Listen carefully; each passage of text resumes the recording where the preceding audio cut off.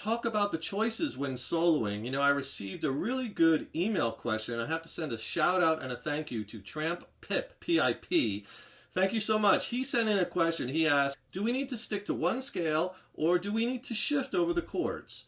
And it's a really good question. The answer really depends upon what you're trying to convey, what emotions you want to get across, what types of sounds you want to create, because it's really all about the sounds. And there's really not a right or a wrong answer. So this video is about the two choices that you have when soloing. I'm going to go over both of them. I'm going to teach you these concepts over a jam track so you can see musical application and you can see how both work. Because whether you do one or the other, it's totally up to you. And one's not necessarily better than the other. They're just different. You have all these wonderful choices on this instrument. And if you get a second, please subscribe to the channel. You know, subscribing to the channel, that really helps us to keep bringing the content, as well as then you'll be notified when we have new lessons posted. And please leave a comment below. Let us know how you like this lesson. Let us know what lessons you'd like to see coming up in the future. And if you like this video, please click the like button. Give it a thumbs up, share it, and thank you so much for your support. Now we're talking about there's two basic choices you have when you're soloing and improvising, okay? And I'm going to break them down. The first choice is you play what I call what relates to all. And what that means is that no matter what chords are going over the progression, you are playing the same scale, the same mode, and you're staying on that scale or mode no matter what the chord change is, no matter what the chords are in progression. You're playing what relates to all. That's one way of doing it. The second way of doing it, or your second choice, is what I call treating each chord as a separate event. And what that means is you're playing over the first chord, but then when the next chord comes up, you switch. And you maybe choose a different scale or a different mode, but something that relates to that second chord. So you kind of abandon some of the choices you were doing over the first chord and you play what relates to the second chord. Next chord comes up, again, you could switch again. And you're treating each chord separately, what relates to that specific chord. So those are basically your two choices. Again, one is not better than the other. They're just different.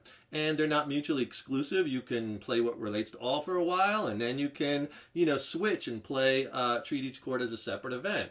All right, they're going to give you different sounds. The playing, treating each chord over a separate event tends to give you a little bit more of a sophisticated sound, and you might find that desirable. How do we apply this and make music and create music? Well, the first thing you have to do is determine the key that you're in. That's pretty important, but that's just the first step. The biggest step is you have to know the chords that you're playing over, right? If you're familiar with my lessons, I say that all the time. It's the chords that give you the complete roadmap to what you can use solo and improvisation-wise. Especially if you're treating each chord as a separate event, right? You got to know the chords in order to do that. As well as what relates to all, you still need to know the chords to know completely what relates to the chords as far as all your options. So it's the chords that give you the full roadmap. So you know the key we're in, you know the chords. Okay, let's use an example. 2-chord progression. E minor to B minor. We were in the key of E minor and it was a simple jam. And this is really important when you're first starting this, like treating each chord as a separate event and experimenting, because you want slow moving chords, a couple of measures on each chord. You want the chords to be not very complex, just simple basic chords, because the more intervals in the chords, the more it kind of limits your soloing options. So you want simple chords, just a couple of them, right? If you have 10 chords in the progression, right, you're going to be really fighting it at first. Just keep it really simple and basic at first, like this jam track. 2 chords, E minor to B minor, slow moving chords, lots of time on each chord. So you know the key, you know the chords. The next step is you have to know what options are available to you, right? When you're in minor key, let's first look at what relates to all. When you're in minor key, 95% of the time you could use minor pentatonic and blues over all the chords. Minor pentatonic and blues relates to all. We're in the key of E minor, so E minor pentatonic and blues scales over all the chords, or in this case both chords would be fine. That's one choice with what relates to all. And then also when you're in minor key, usually, again, 95% of the time you could use a mode over all the chords. And it's usually either the Aeolian mode or the Dorian mode when you're in minor key. How you know which one to use, you have to look at the 4 chord. In this instance, there is no 4 chord. So that immediately tells us we could use E natural minor, or E Aeolian mode works over both chords. That relates to all. So 2 choices right off the top for relating to all is you could just stick with E minor pentatonic and blues, and then you could also use E natural minor, E Aeolian, and play both of them over both chords and you know, come up with some licks and see how that sounds. Moving over each chord, I was changing, right, the scale or the mode over each chord, and I was also targeting notes and landing on certain notes of certain chords, of the chords when they changed, and that's treating each chord as a separate event, right? That's because with melodic soloing, that style of playing over the chords works really well. You want to experiment, try one, try the other, try both, see what sounds best to your ears, what moods you want to create, what textures, right? And it's just great when you kind of see all these different options to choose from instead of just saying, well, I'm an E minor, I'm just going to play E minor, pentatonic, and blues, right? No, I'm going to examine the chords, I'm going to find out what relates to all, I'm going to think about what treating each as a separate event. So before I get into the playing aspect, let's just go over treating each chord as a separate event real quick. Okay, so we have an E minor chord and a B minor chord. So on that E minor chord, I would play things that relates to that E minor chord, E minor, pentatonic, and blues. E natural minor, E Aeolian. E Dorian also works over minor chords, if just over that chord, not over the B minor chord, just over the E minor, treating each as a separate event, right? But then when it switches to B minor, I abandoned all that E minor stuff, put it to the side, and I chose what relates to the B minor chord, and I used B natural minor, B Aeolian mode. I could have also played B minor pentatonic and blues, B Dorian, because that relates just to that chord. I used a B minor 7th arpeggio, I believe. I'll show you that in a minute too. And then when it changed back, I shifted again back to E minor. And I kind of phrased it where I connected it because you don't want your playing to sound very disjointed. And that's kind of what takes a little bit of time getting used to this, because you got to listen for when those chords change, so you change what you're doing, right? Change the scale, change the mode over each chord. So we're going to start off really simple with these examples. We're going to leave lots of space, do lots of string bends and vibrato, and really kind of set ourselves up for the next lick, you know what I mean? At first, you know, you'll have to think about this and try to set it up very methodically, but as you get more and more used to it, you know, your playing will become more organic and your ear will take you to all those hip notes. E natural minor scale, this is on the A string root. Start on that E note. This is movable, 7th fret A string. That scale.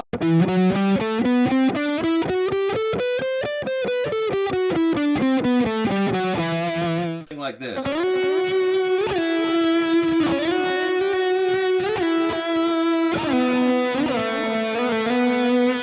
Okay, so what I did there was, at first, I was playing an E natural minor. I was using this E natural minor scale, which I showed you before. I was landing on that E note, but then I listened, the chord changed to B minor, and when it changed,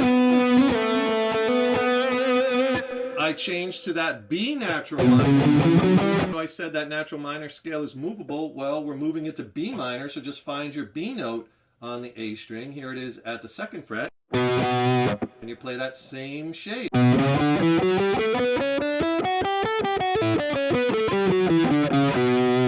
B natural minor, B Aeolian. I play, and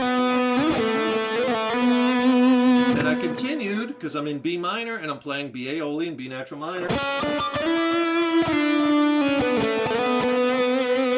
Landed and ended on the B note. A lot of vibrato, lots of space. And like I mentioned earlier, having, you know, musical application for these concepts and practicing them over jam tracks is so essential, right? And if you want the jam track that I'm using in this lesson, I'll tell you what, I'll send you this jam track and 5 more, my jam track coach.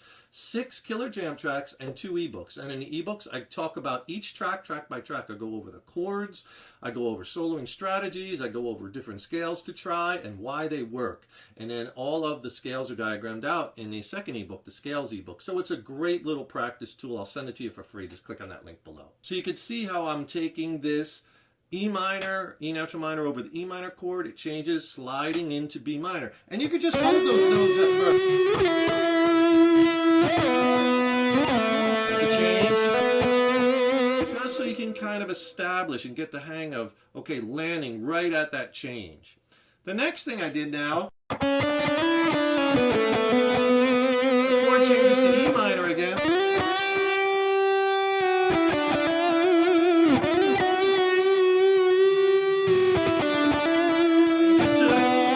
See, it changed to B minor right there. I landed on a B note again. But what I did there was I went back to E natural minor scale. Lots of bends, half-step bends for this type of jam are so nice. Lots of vibrato, lots of space in your playing. I timed it so when the change came, I landed on my B note. Now, I'm right in B natural minor or B minor pentatonic, right? The scales I showed you before. And here's B Aeolian off of the low E string root at the 7th fret B. But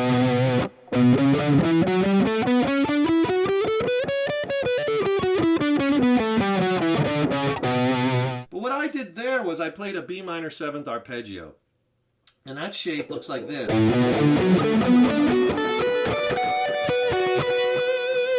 And the lick I played was I landed on the B, and then I wanted to get up to this B, so I connected it.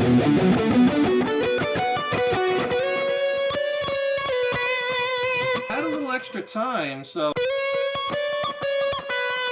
B natural minor, and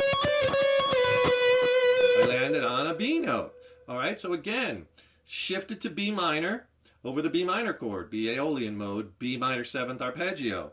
Now the chord changes to E minor, and this time I went to E minor pentatonic and blues just for something different, because using those 7-note diatonic scales are awesome, but then when you switch to minor pentatonic, or vice versa, and you're only using a 5-note scale, it sounds really cool. Or if you're using minor pentatonic a lot and then you switch to the 7-note scale, it's different because you get those half steps. So that switch is very nice and pleasing to the ear. E minor pentatonic and blues, your basic box shape, you know. You probably know this one off the 12th fret, low E string root. Right,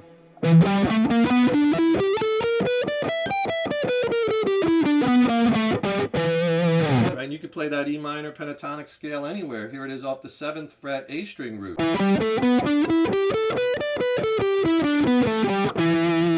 I think I played a lick.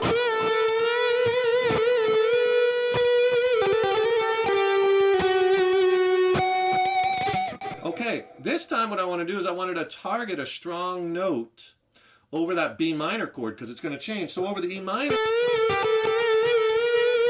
is bending to that blue note. Sliding. Now there's where the chord changed. I chose this F sharp note. That's a very strong note in B minor. That's the 5th of a B minor chord. Those roots, those flat thirds when it's minor, 5ths, flat 7, minor 7, those are very strong notes to target. And then I dotted the I by grabbing the octave. Right? So I was playing F sharp octave, 12 notes up. And then I had some time, so I did a lick like... I was in B minor, so I took this same B natural minor scale I showed you down here, just 1 octave up, you know, everything 12 frets up. Shifting from minor pentatonic to a strong landing note, F sharp over the B minor chord, and then going into B natural minor. You even do bends. Landing on B, getting ready for the next chord. So you see what I'm doing here? I'm listening for the chord changes, and then I'm making some musical decisions. Do I want to play what relates to all? Because I could have just blasted E minor pentatonic over everything, right? Or E natural minor over everything. But I wanted to move my playing with the chords and then throw in some minor pentatonic and blues, right? That's kind of what I like to do. So you can see you target those chords and then pick target notes, knowing the notes of the chords, so important too, right? And pick those strong landing notes. You can make huge solo statements. So those are the two choices that you have when you solo. It's entirely up to you. Neither one is right or wrong. Do what sounds best to your ears, but experiment with it. I cannot say that enough. Application and practice over jam tracks. Make sure you get my jam track coach because you'll get this jam track and 5 more. Click on that link in the YouTube description box below.